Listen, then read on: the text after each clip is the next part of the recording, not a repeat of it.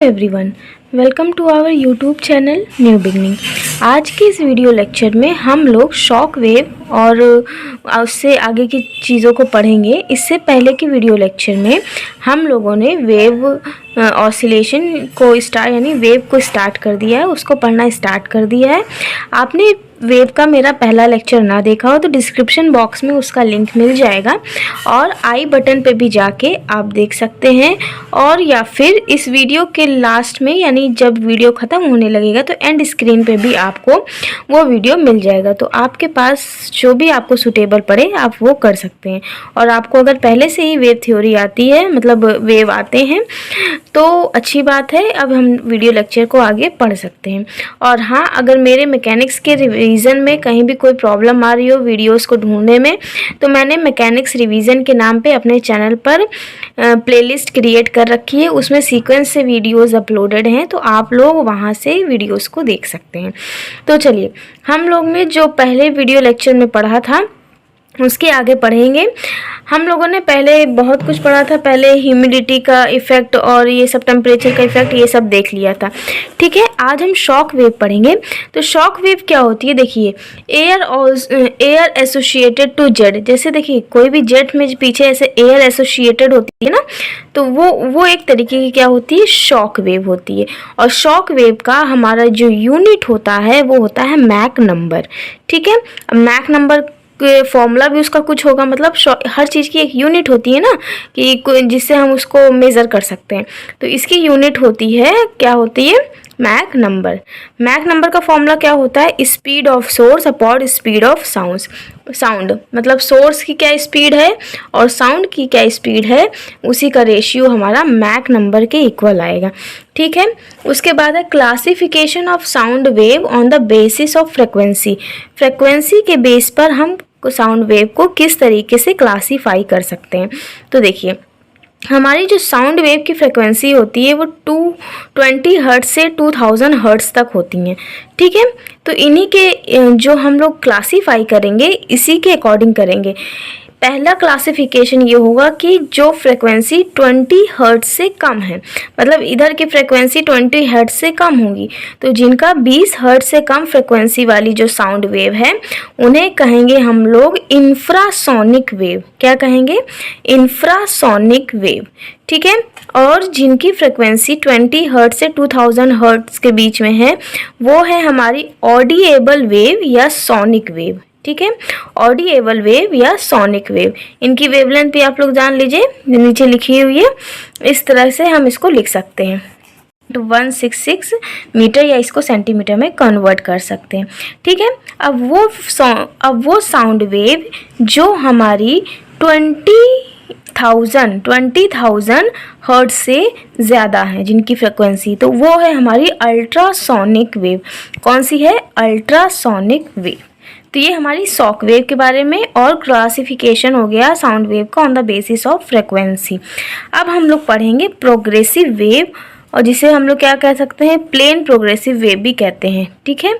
इसमें हम लोग सब इंपॉर्टेंट पॉइंट्स वगैरह ही पढ़ेंगे। तो देखिए, इसमें फाई जो है यानी फेज डिफरेंस हमारा क्या होगा, डिफरेंट, फेज हमारा डिफरेंट होगा, फाई की वैल्यूज़ डिफरेंट होंगी, ठीक है। अब डिस्प्लेसमेंट इक्वेशन इसका होता है, क्या होता है, फॉर पॉजिटिव एक्स डायरेक्शन।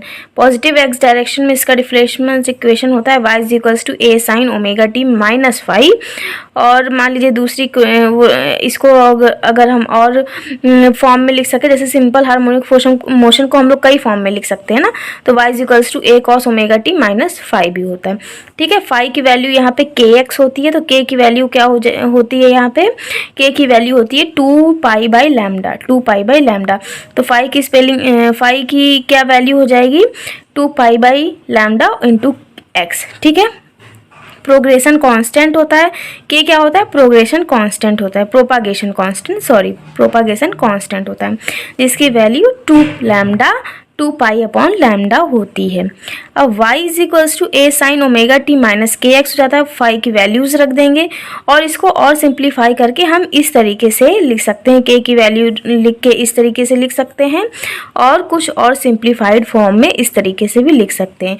ये सारी चीज़ों को आप लोग अच्छे से देख लीजिए। क्वेश्चन में हमारा कुछ भी पूछ सकता है, k की वैल्यू पूछ सकती है, ओमेगा दिया होगा तो कुछ पूछ जाएगा। हम लोग क्वेश्चन भी सॉल्व करेंगे, डोंट वरी। सिर्फ और सिर्फ थ्योरी नहीं पढ़ेंगे, हम आपके साथ हर जितने भी मैंने आपको मैकेनिक्स में टॉपिक पढ़ाए हैं, हर टॉपिक पे कम से कम 20-30 MCQ हम सॉल्व करेंगे ताकि आपका जो कॉन्सेप्ट है वो और ज़्यादा क्लियर हो जाए। अब देखिए, फॉर नेगेटिव एक्स डायरेक्शन में हमारा जो इक्वेशन होगा वो क्या होगा, y is equals to a sine omega T plus 5। Positive X direction में -5 और नेगेटिव में +5। ग्राफ देखिए, टाइम डिस्प्लेसमेंट का ग्राफ अगर हम x को कांस्टेंट रख के देखें तो इस तरीके का ग्राफ हमको मिलता है। ठीक है, x को कांस्टेंट करके हम टाइम डिस्प्लेसमेंट का ग्राफ देखेंगे तो इस तरीके से हमको मिलेगा। ये यानी टाइम और डिस्प्लेसमेंट को ग्राफ देखेंगे हम x को कांस्टेंट करके। ठीक है, इस तरीके के हमको ग्राफ देखने को मिलेगा। अगर डिस्प्लेसमेंट और डिस्टेंस का ग्राफ देखेंगे t को कांस्टेंट करके, डिस्प्लेसमेंट और डिस्टेंस का ग्राफ देखेंगे t को कांस्टेंट करके, तो ये वाली इक्वेशन जो होगी, ये इक्वेशन अगर इसमें हम t को कांस्टेंट करके डिस्प्लेसमेंट और डिस्टेंस का ग्राफ देखेंगे तो इस तरीके का हमको यहाँ पे ग्राफ मिलेगा। ठीक है, ग्राफ पे उतने क्वेश्चन नहीं आएंगे, तो जितना आपका मतलब बाकी जो फॉर्मूला से रिलेटेड है उस पे आएंगे। चलिए अब आगे पढ़ते हैं। आगे क्या चीज़ है, फेज डिफरेंस। तो देखिए इसमें फेज डिफरेंस जो फाई है वही हमारा फेज डिफरेंस है। तो phi is equals to omega T minus K X है। ठीक है, phi is equals to omega T minus K X है। तो पर्टिकुलर पार्टिकल के लिए क्या होगा, X constant and T different. मान लीजिए एक पर्टिकुलर पार्टिकल के लिए एक्स कांस्टेंट है और टी डिफरेंट है। यहाँ पे एक्स कांस्टेंट है, टी डिफरेंट है, तो फाई 1 माइनस फाई 2, तब फेज डिफरेंस हो जाएगा ओमेगा T2 माइनस T1। ठीक है, या फिर delta phi is equals to 2 pi by T delta T हो जाएगा। 2 pi by T delta T, T क्या है यहाँ पे, टाइम पीरियड है। ठीक है, उसके बाद और देखते हैं आगे क्या होगा, फॉर 2 पार्टिकल। ठीक है, मान लीजिए एक पार्टिकल नहीं, ज़्यादा पार्टिकल की बात हो रही है, तो x2 एंड x1 दोनों को कांस्टेंट कर देंगे और t को डिफरेंट कर देंगे। क्या करेंगे, x2 और x1 दोनों को कांस्टेंट करेंगे, t को डिफरेंट करेंगे, तो delta phi is equals to आ जाएगा k x2 minus x1 delta phi 2 और k की वैल्यू रख देंगे 2 pi by lambda x2 minus x1। ठीक है, अब यहाँ पे कुछ और चीज़ों को देख लेते हैं कि वेलोसिटी, एम्पलीट्यूड एंड एक्सेलरेशन क्या होता है। वेलोसिटी एम्पलीट्यूड और एक्सेलरेशन एम्पलीट्यूड क्या होता है। तो v is equals to formula याद कर लीजिए, under root a square minus x square. ये हम लोग ने सिंपल हार्मोनिक मोशन में भी पढ़ा था। और अल्फा इज इक्वल्स टू हमने पता माइनस ओमेगा स्क्वायर एक्स। यहाँ डिस्प्लेसमेंट को y से रिप्रेजेंट कर रहे हैं तो y लिख देते हैं। ठीक है, तो v max is equals to a omega और अल्फा यानी कि क्या हो जाएगा हमारा माइनस ओमेगा स्क्वायर ए। तो यही हमारा वेलोसिटी एम्पलीट्यूड और एक्सेलरेशन एम्पलीट्यूड है। ठीक है, ये वेलोसिटी एम्पलीट्यूड और ये एक्सेलरेशन एम्पलीट्यूड है। अब इसके बाद भी बाउंडेड और ऑर्गन पाइप वगैरह से कुछ क्वेश्चन आते हैं, उसे हम लोग नेक्स्ट वीडियो में कवर अप करेंगे। तो वेव इक्वेशन का ये पार्ट 2 जो है, मतलब वेव जो हम लोग पढ़ रहे हैं, इसका ये दूसरा लेक्चर आज ख़त्म हुआ। आगे एक 3rd लेक्चर बनेगा, उसके बाद हमारा वेव कंप्लीट हो जाएगा।